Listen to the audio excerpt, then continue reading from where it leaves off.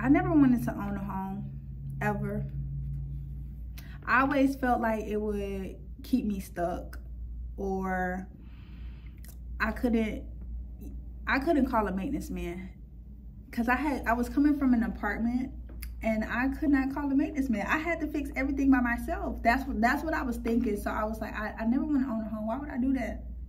That don't even make sense. Why would I do that? I want to be free.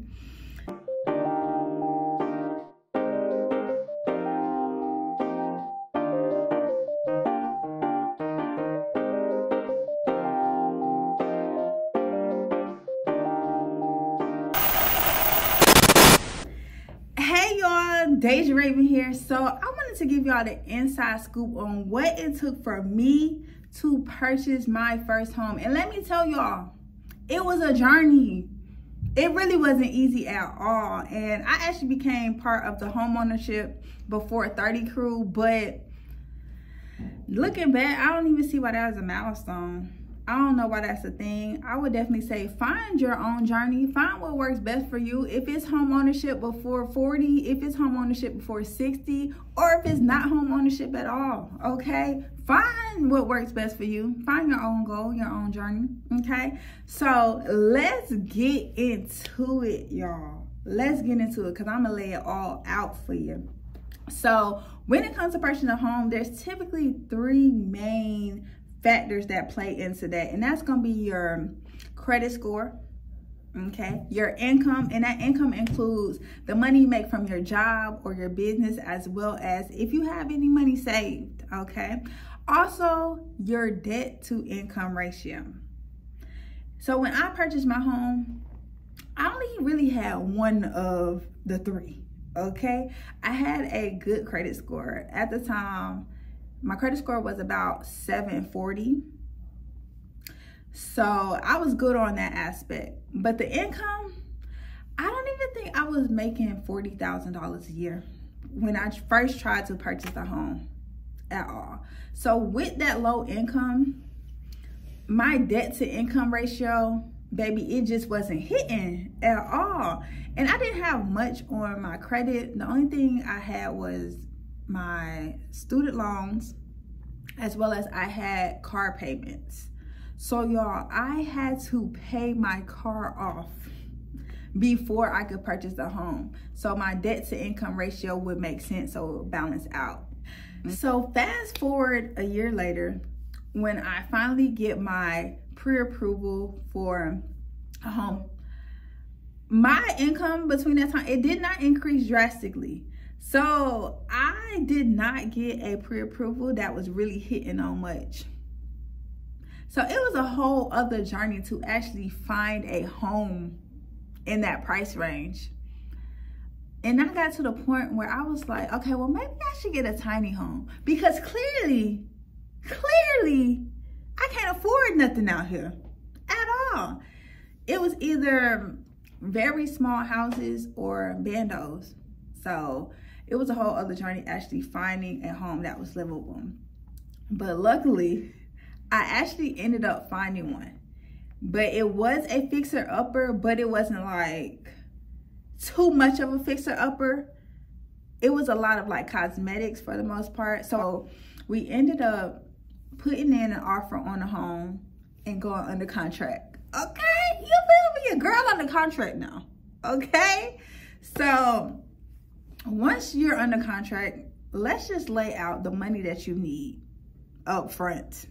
You need earnest money. And earnest money, that's pretty much like a good faith, like letting everybody know, oh, I'm serious about this. I'm going to put a little money up. You got to think about, typically, earnest money is about 1% of the purchase price. So if you are getting a home that is $300,000, they expecting you to at least put down $3,000 for earnest money. Okay, so that's going, you're going to have to take that money and put it in escrow. So you're going to need that up front. And secondly, up front, you're going to need the money for an inspection. And the inspection can range from $300, $400, $500, depending on the size of the home.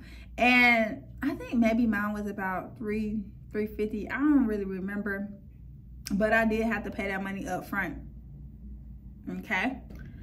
So after your inspection, after everything looks good, you decide to move forward.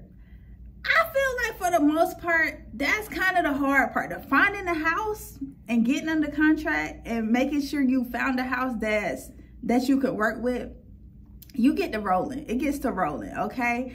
And in real estate, time is of the essence. So when your lender is asking you for these documentations, you need to send that in. Your realtor gonna be asking you, okay, well, did you sign it? Did you look this over? Did you read it and sign it? Like, another thing you will have to pay for is your appraisal. And I actually have my closing disclosure right here. And I actually paid $450 for that appraisal. So these are kind of the funds you have to think about up front. That we ain't even got to the down payment or the closing costs. Okay, we ain't even got to that yet. Okay, so during this process, y'all, it's moving, they processing, underwriting, and all that. So we find out that the copper in the home had been stolen. I guess the property was sitting for a little second. The owner didn't live there, and they stole the copper up out the home, y'all. Like, how ghetto? Like, come on now. So the seller actually had to get that fixed, which was good for me because I got new plumbing in my home. So we rolling. So let me just lay out some of the fees, y'all, because after the appraisal, after everything looks good, you go into the closing table and you'll get a closing disclosure that lays out everything that you about to pay. You need to look this over. And like I said, for me, I had about a 740 credit score at the time. So it was more beneficial for me to get a conventional loan as opposed to an FHA loan. And that meant at the time that I had to pay a bigger down payment. So instead of the 3.5% down payment, I had to pay a 5% down payment on my home for the conventional loan. And I did get a fixed rate, a fixed interest rate. And I really appreciate that. So they lay everything out for you, how much you will be paying for your principal and interest, as well as the estimated fees you will pay for your taxes and your insurance. Okay.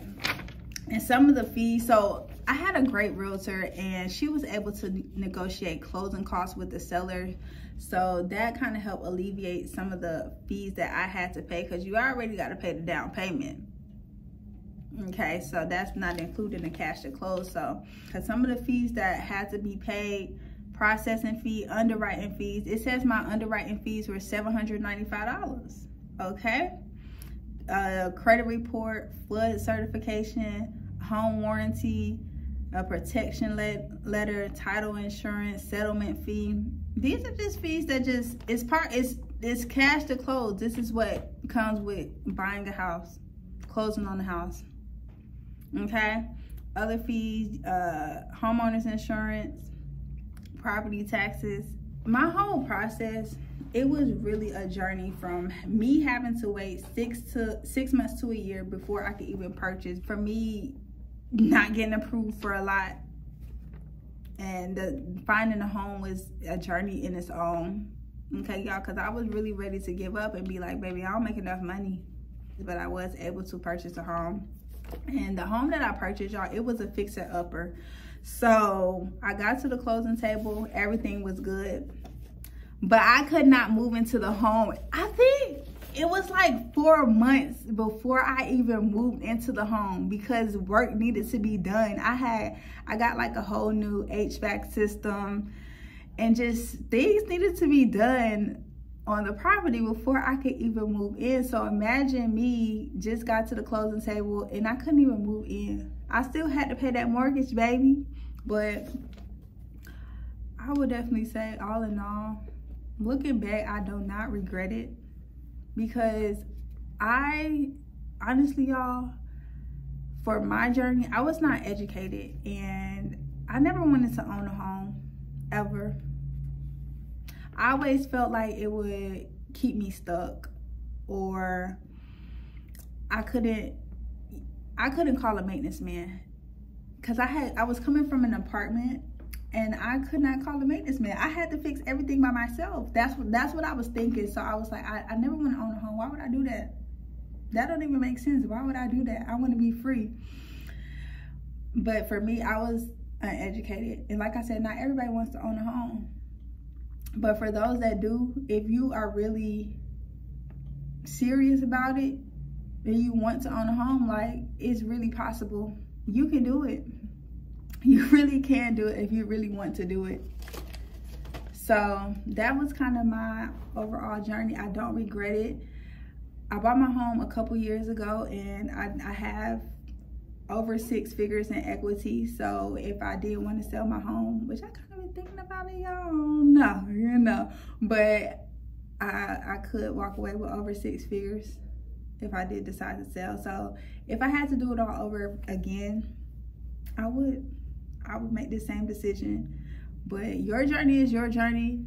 That was pretty much my spill on what it took for me to purchase a home, because baby, it was not easy. It was not easy. But listen, that's pretty much it, y'all. Holla at me. Don't forget to like, comment, subscribe, all that good stuff. Yeah, so we out of here.